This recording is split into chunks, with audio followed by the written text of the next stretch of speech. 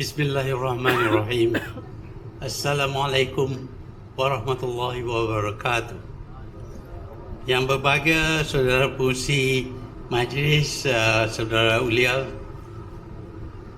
yang berbahagia Pak Abbas, wakil daripada peneroka di sini, wakil calon bebas Amir Fushari yang bertanding di sini sebagai calon bebas. Tetapi kita semua tahu bahawa dia mewakili parti baru, parti pejuang. Kerana kita tak dapat guna parti baru ini kerana belum didaftar. Kita nak ikut aturan peraturan. Kalau belum didaftar, kita tak guna nama itu. Sebab itu kita pilih Amir, dan saya yakin Amir dikenali oleh kebanyakan daripada penduduk-penduduk di Felda, di Besaut dan juga di Trolak, di Slim, untuk jadi seorang calon yang baik bagi mewakili kita. Tuan-tuan dan puan-puan semua tahu bahawa saya ini berasal daripada UMNO. Biasa jadi Presiden UMNO selama 22 tahun. Tetapi hari ini saya tak jadi Presiden UMNO. Sebaliknya saya terlibat dengan usaha untuk menggagalkan UMNO. Ya, saya sayang kepada UMNO. Saya seorang daripada pengasas UMNO di Alostar, ahli seberkas dulu. Tetapi apabila kita dapati parti itu sudah menyeleweng, tidak lagi laksanakan janji-janjinya, maka kalau kita terus sokong parti yang menyeleweng, kita juga akan menyeleweng. Kita tahu Felda ini dimulakan di zaman UMNO berkuasa. Masa itu Perikatan Kemudian Barisan Nasional. Pada masa itu Tun Razak telah fikir tentang macam mana nak tolong orang kampung. Mereka tidak ada tanah. Sebab itu diciptakan rancangan Felda. Sebenarnya sebelum pun diciptakan rancangan Felda ini, sudah ramai orang kita yang tak ada tanah, tak ada punca pendapatan. Mereka pergi masuk dalam hutan, tebang tebas cuma dengan parang saja. Ramai yang meninggal kerana dapat sakit malaria.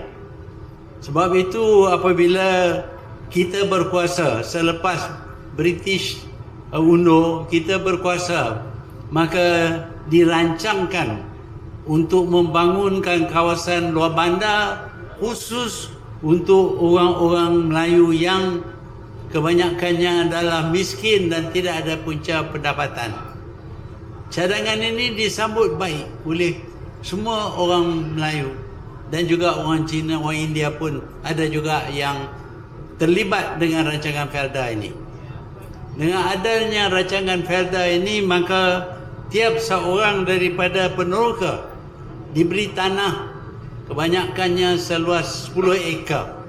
1 ekar untuk rumah dan kebun kecil, 9 ekar untuk tanam pada masa itu getah, kemudian kelapa sawit. Dan mereka ditadbir oleh Felda pada masa itu.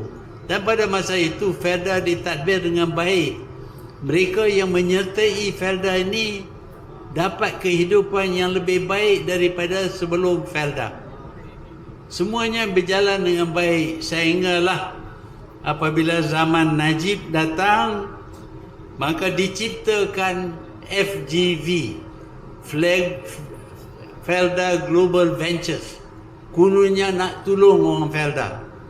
Tetapi seperti yang Pak Abbas kata tadi, kita tahulah apa yang berlaku. Orang Felda yang dulu tak hutang, lah ni hutang banyak. Janji nak tanam semula supaya bayaran akan dibuat, pinjaman diberi kepada peneroka dan bayaran akan dibuat apabila dapat keuntungan, itu pun tidak berlaku. Jadi ada penyelewengan yang banyak dalam Felda pada ketika itu. Dan pihak pemerintah Barisan Nasional tidak buat apa pun untuk ini. Yang mereka asyik ialah nak kumpul wang yang banyak. Tak mudah nak cari, cara lain curi. Saya jumpa dengan Najib. Pada satu masa dulu saya disuruh buat sesuatu supaya Najib balik ke jalan yang benar. Saya jumpa dengan Najib di rumah saya. Masa tu baik dengan dia. Saya kata, Najib, tak payahlah you nak bagi duit banyak-banyak. Turun ke kampung, jumpa orang, bersalam dengan mereka, tanya masalah mereka. Dan kalau ada masalah, selesaikan masalah. Dengan itu saja orang kampung akan sokong Najib. Tak payah bagi duit. Bagi duit hari ini hilanglah, habis. Tapi kalau menyertai menolong orang Felda, mereka akan berjaya dan masalah mereka dapat diatasi. Tetapi Najib berpendapat bahawa tak payah jumpa orang Felda ni, tak payah nak bersalam dengan dia orang, tak payah nak tanya apa terjadi kepada mereka, apakah anak mereka dapat pelajaran, tak payah. Kita bagi duit saja. Bagi duit, dia sokong. Kerana kononnya cash is king. Duit tunai itu adalah raja. Jadi dengan duit tunai, tak payah jumpa orang pun, orang akan sokong Najib. Tapi seperti mana kita tahu, dalam pilihan raya ke-14, Najib kalah. Nak bagi duit saja, tapi masalah orang kampung tak diatasi, tetap dia akan kalah. Hutang orang Felda tak ada hutang lah, ni ada hutang. Tak selesaikan masalah hutang, bagi RM500. Kononnya cash is king. Wang tunai itu adalah raja. Sebab itu Felda yang dulu menjadi satu agensi yang begitu baik, yang terbesar, estate yang terbesar di dunia, hampir 2 million ekar tanah bawah satu jentera. Sepatutnya kita berbangga hari ini dengan Felda. Tetapi kerana tidak ada pembaikan, tidak mengikut aliran ekonomi dunia, maka hari ini ramai orang Felda walaupun mempunyai tanah, mempunyai kelapa sawit, tapi miskin dan menghadapi banyak masalah. Tuan-tuan dan puan-puan, semasa Pakatan Harapan berkuasa dulu, saya dan rakan-rakan saya telah rancang bagaimana nak hidup balik kawasan-kawasan luar bandar. Kerana kita tahu rata-rata kawasan luar bandar ini miskin. Ada caranya untuk mengatasi kemiskinan mereka. Kita tahu orang biasa ini tak milik tanah besar, ada 2 ekar, 3 ekar. Kalau tanam kelapa sawit, tak tanam yang lain, bila harga kelapa sawit jatuh, miskinlah. Tapi kalau kita tanam kelapa sawit dan kita tanam juga sayur-sayuran, buah-buahan, kita ternak ikan, kita ternak ayam ataupun kambing, itu akan menolong apabila keadaan pasaran untuk kelapa sawit itu merosot. Kita dah rancang dah nak buat ini, tetapi kerajaan saya dicuri. Kerajaan boleh dicuri. Tuan-tuan dan puan-puan, saya bukan letak jawatan. Saya jatuh kerana parti saya jatuh. Kita dulu ada Pakatan Harapan, buat kerjaan. Lepas itu Presiden Bersatu berkata, kita kena bagi jatuh parti kita. Saya heran juga, kita dah menang buat jadi kerjaan, dia nak bagi jatuh parti. Dia kata ini pasal DAP ni. DAP ni nak hancur orang Melayu. DAP ni jahat. Dia akan hancur orang Melayu. Dan DAP ni kuasai Pakatan Harapan kononnya. Saya kata kepada Muhyiddin, orang Melayu bukan mudah nak dihancur. Saya lama dalam politik. Di zaman British dulu, British cuba nak rampas negeri-negeri Melayu, nak buat Malayan Union. Walaupun raja-raja telah terpaksa tanda tangan serah negeri-negeri mereka kepada British, tetapi rakyat bangun dan menuntut dapat balik negeri kita. Kalau ada hari ini Perak, Kedah, Selangor, Perlis dan lain-lain, sebabnya kerana rakyat bangun.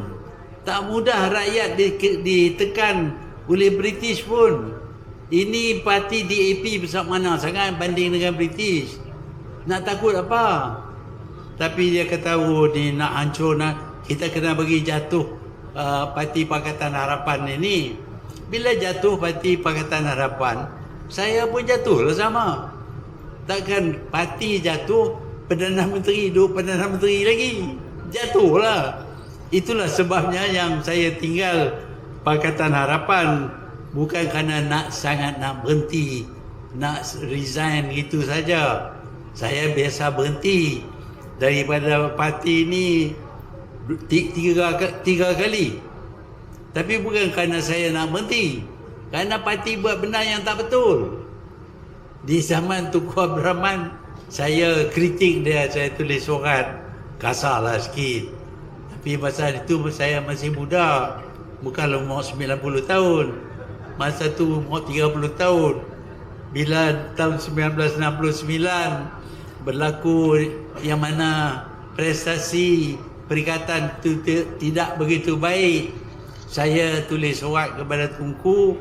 Saya bagi tahu kepada Tunku, sebabnya kita kalah kerana Tunku tak tumpu kepada pembangunan luar bandar. Orang-orang miskin banyak di luar bandar, semua mereka Melayu. Saya tulis kat Tunku, dia marah kat saya. Dia kata macam-macam lah kat saya. Tapi tak apalah, dia dah meninggal, saya tak nak kata apa-apa lagi. Saya pun rujuk balik, dah baik balik dah. Sebelum dia meninggal, saya dah baik balik dengan Tunku. Saya juga letak jawatan di zaman Pak Lah. Saya letak jawatan sebelum tu. Saya tengah jadi Perdana Menteri, elok-elok tak ada siapa nak tolak saya. Tapi saya fikir lama sangatlah, 22 tahun jadi Perdana Menteri, berhentilah, bagi chance kepada orang muda. Itu saya letak jawatan, tak bagi tahu kat siapa pun. Isteri saya pun tak tahu. Dia tiba-tiba dengar saya ada letak jawatan, nak tarik balik tak boleh. Lepas tu bila Pak Lah jadi Perdana Menteri, buat tak betul. Tahulah cerita Khairi, cerita macam-macam keluarga dia buat. Dan masa itu pun saya letak jawatan daripada UMNO. Saya sayang kepada UMNO. Tapi bila buat tak betul, saya tak boleh nak sokong UMNO. Jadi bila dalam masa Pak Lah pun saya letak jawatan juga. Lepas tu datang Najib. Kita ingat Najib ni anak Tun Razak. Tun Razak yang buka Felda apa semua ni, yang betul-betul berusaha, bekerja. Anak dia tentulah macam dia. Tapi tak macam tu. Dia curi duit. Curi duit 200-300 tak apalah kadang-kadang. Tapi curi sampai berbilion-bilion ringgit. Baru-baru ini dihukum oleh mahkamah. Salah. Tapi dia main sini. Dia kata minta supaya sokonglah calon BN ini sebagai tanda kesian kepada dia. Tak tahulah kita ada pilihan raya kecil ni untuk nak tahu kesian kat Najib ataupun tidak. Kita kesian kepada calon kita ni. Kita letak calon yang baik dan saya harap semua di sini akan beri sokongan kepada calon kita. Tuan-tuan dan puan-puan, saya bukan dengan senang hati letak jawatan. Tapi bila parti dah jatuh, mana nak boleh jadi Perdana Menteri lagi? Hidup Tun! Terima kasih. Saya tengok di luar ada hidup rakyat. Ya, tapi hidup Najib lah. Ini satu peristiwa yang berlaku kerana parti yang saya tubuh bersama-sama dengan Muhyiddin. Parti ini, tujuan parti ini ditubuh, Parti Bersatu, ialah untuk menjatuhkan Najib. Dan kita berjaya pasal kita bagi tahu kepada rakyat, kami akan usaha supaya pemerintahan zalim Najib ini akan jatuh. Dan rakyat pun sokong kami dan kita menang. Lepas kita menang, kita terap janji kita kepada rakyat, kita sokong Najib balik. Lari hidup balik Najib. Jadi ini satu penyelewengan, boleh dikatakan satu pengkhianatan lah. Kita janji kepada rakyat satu benda, kita buat lain benda yang bertentangan dengan janji kita. Ini tak baik. Dalam masyarakat kita, kalau kita buat janji, kita pegang kepada janji kita. Kalau tidak, kalau rosak habis masyarakat kita. Kalau kita buat janji, lepas itu kita mungkir janji.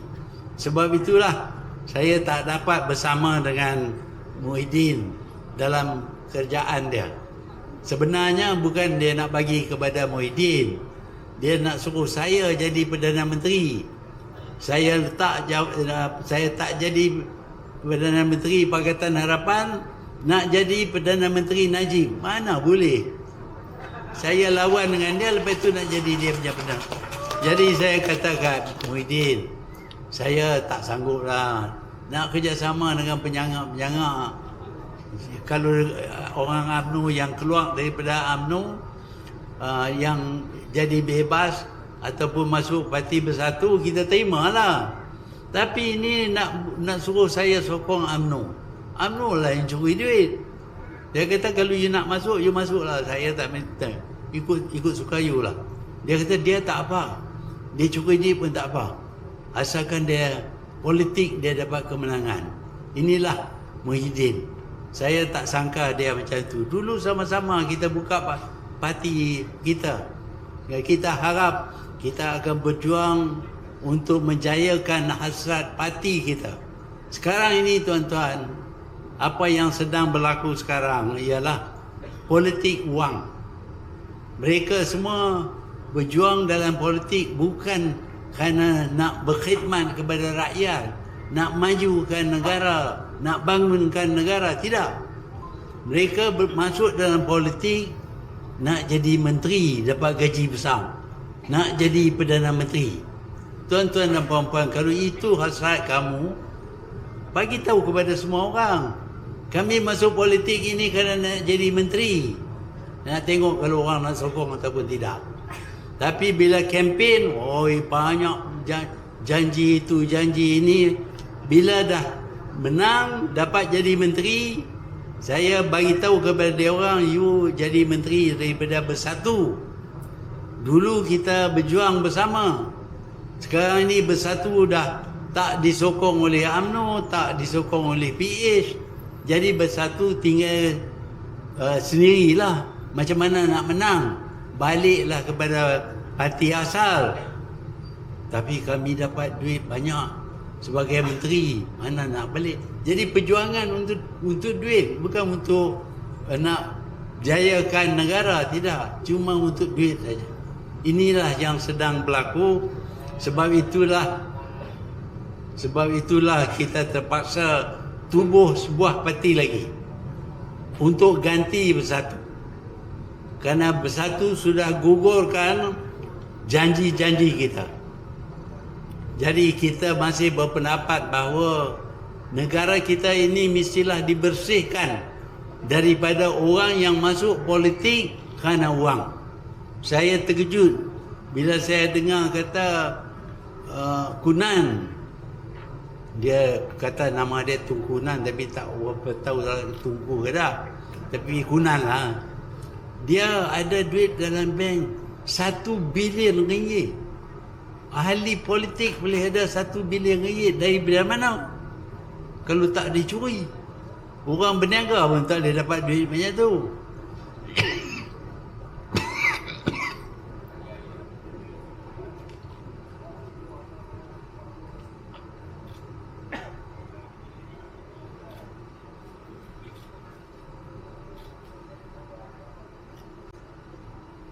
Jamaluddin Jarjis yang dulu rapat sangat dengan Najib, tapi dia jatuh ke terbang ke helikopter dan meninggal.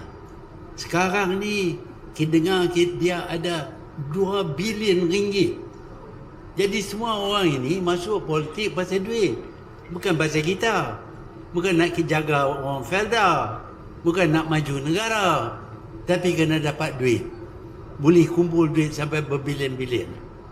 Tuan-tuan dan puan-puan, parti baru ini berhasrat untuk hapuskan politik wang.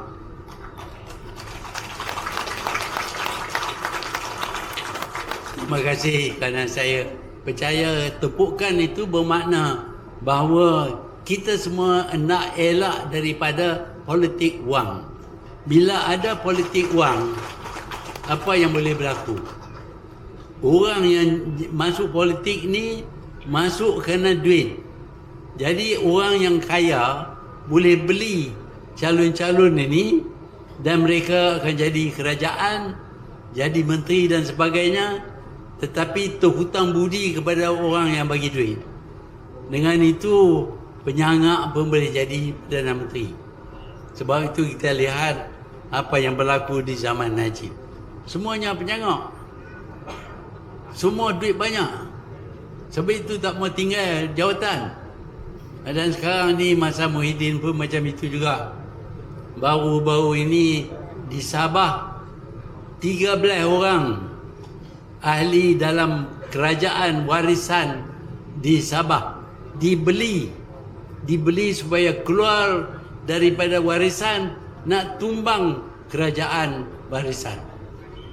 Jadi orang yang boleh jual diri mereka, nak kita pilih kah?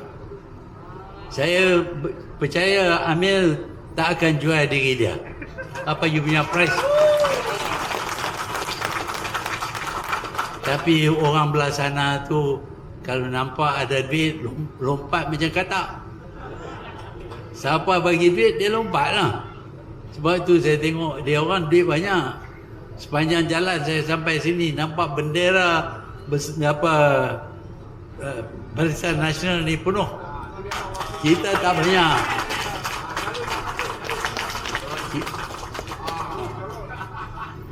Oh, tak boleh. Dulu boleh pegang tangan, taklah tak boleh pegang tangan. You janji tau, bukan kerana duit. Jangan pula BN datang kata you, kami akan bagi 5 million ringgit kalau lompat. Dan kau apa? Lompat. Tak boleh lah macam tu. Orang ni semua pilih bukan kerana nak bagi harga you naik. Dia pilih pasal nak berkhidmat kepada semua orang ini. Saya baca banyak masalah orang Felda ni. Ada yang berhutang sampai RM100,000 tak boleh bayar. Ada yang dijanji bayaran tak dibayar. Jadi ini semua tanggungjawab, tahu?